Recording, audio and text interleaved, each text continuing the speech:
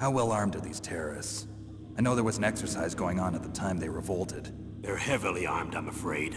What about their battle experience? The 6 members of Foxhound in charge are all hardened veterans. They're tough enough to eat nails and ask for seconds. I wouldn't expect anything less from Foxhound. The others are next-generation special forces. They're not your average grunts either.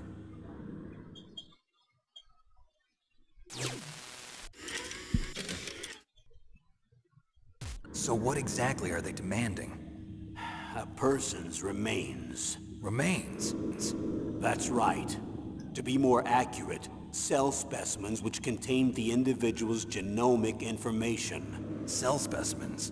Why would they want that? The terrorists need them. You see, these next-generation special forces have been strengthened through gene therapy. Strengthened? You've heard of the Human Genome Project. They've been mapping the human genome, and they're nearly finished. Following up on this research, the military has been working towards identifying those genes which are responsible for making effective soldiers. There are genes that do that? Yes. And using gene therapy, they're able to transplant those genes into regular soldiers. Gene therapy? I'll explain this part. With gene therapy, we can remove those genes which we know may lead to sickness or disease, and at the same time splice in genes with beneficial effects, such as resistance to cancer, for example.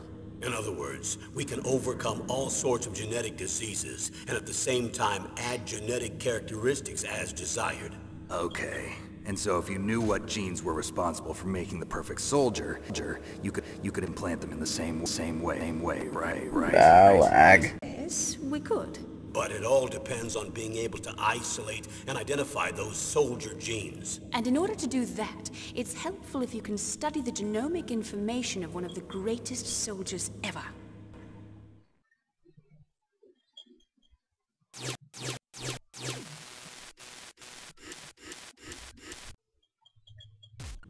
One of the greatest soldiers ever? The man they call the greatest warrior of the 20th century. You don't mean Big Boss. That's right. We've been working feverishly to identify the genes responsible for his incredible combat skill. So far, we've discovered about 60 of the so-called soldier genes. So his body was recovered after all. Yes, and his cells have remained frozen in a cryo chamber. His genomic information is a priceless treasure to mankind. Priceless to the military, perhaps. His body was burned severely, but it was possible to restore his DNA profile from just a single strand of his hair. You people are amazing. And then you're gonna transplant those genes into soldiers? Yes. We'll use a process that I discovered called gene targeting. The strongest soldiers don't become what they are by acquiring their skills through training or experience. We now know that hereditary factors are far more crucial for creating superior soldiers. Snake, we can't give them his body.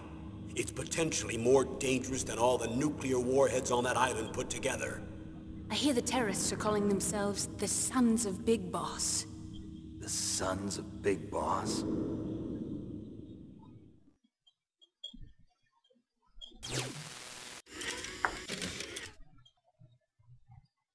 Tell me about these next-generation special forces. They started out as an anti-terrorist special ops unit, made up of former members of biochem units, technical escort units, and the nuclear emergency search team.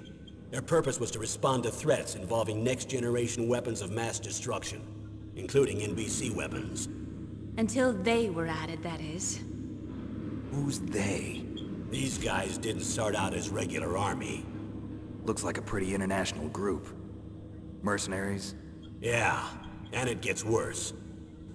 Most of them were from a merc agency that I think you're familiar with. They were part of Big Boss's private guard. And after Big Boss went down, the military just bought out all their contracts. Outer heaven. After that, they were merged with our own VR unit, Force 21, and retrained. If you ask me, these so-called next-generation special forces should be called simulated soldiers. They have no real battle experience. Video game players, huh? Don't forget they've all been strengthened with gene therapy. They carry genes which make them excellent soldiers. Don't get careless just because they don't have much experience.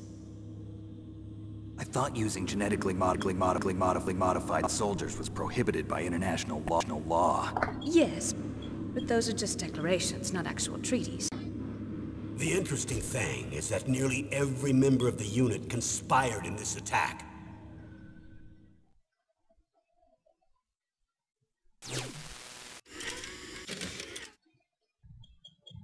How could an entire unit be subverted to rebellion? They're calling it a revolution. Since they all went through the same gene therapy, they probably felt closer than brothers. They see the unit as their only family. The sons of Big Boss.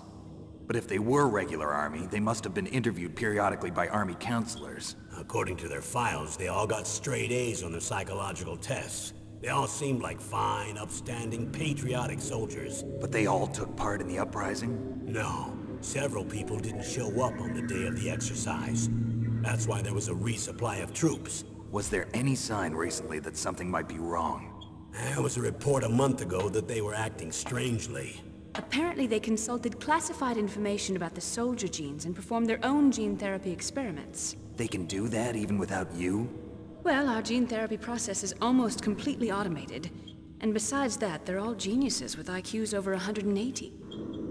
Even the existence of this genome army is a national secret of the highest order. We've been hoping to investigate this thing quietly and deal with it behind closed doors.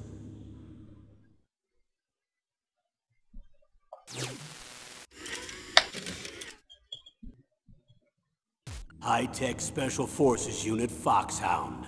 Your former unit, and one that I was a commander of. An elite group combining firepower and expertise. They're every bit as good as when I was commanding them. So they're still around? There are 6 members of Foxhound involved in this terrorist activity.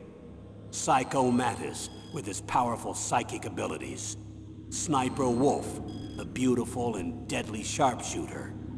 Decoy Octopus, master of disguise. Vulcan Raven, giant and shaman.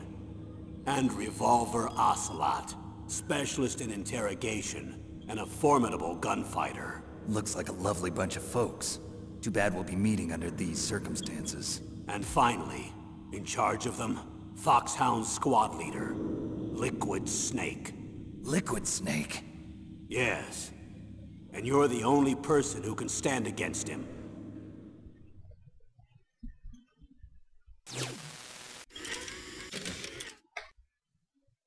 Liquid Snake? Liquid Snake. The man with the same codename as you. Tell me what you know. He fought in the Gulf War as a teenager, the youngest person in the SAS. His job was to track down and destroy mobile Scud missile launching platforms. You were there too, I believe. Didn't you infiltrate Western Iraq with a platoon of Green Berets? I was just a kid myself back then. The details are classified, but it seems that originally he penetrated the Middle East as a sleeper for the SIS. He was a spy for the British Secret Intelligence Service? But he never once showed his face in Century House. He was taken prisoner in Iraq, and after that there was no trace of him for several years. After you retired, he was rescued and became a member of Foxhound. I thought that by the time I left, they were no longer using codenames. I don't know his real name. That information is so highly classified that even I can't look at it. Here's a photo of him. Pretty shocking, huh? His skin tone is different, but otherwise you two are exact duplicates. I have a twin? I don't know the details, but it seems so. That's why we really need you for this mission. You're the only one who can beat him. Now that I've met you, I know. You've got something that he doesn't. I can see it in your eyes. Why don't I find that thought more comforting?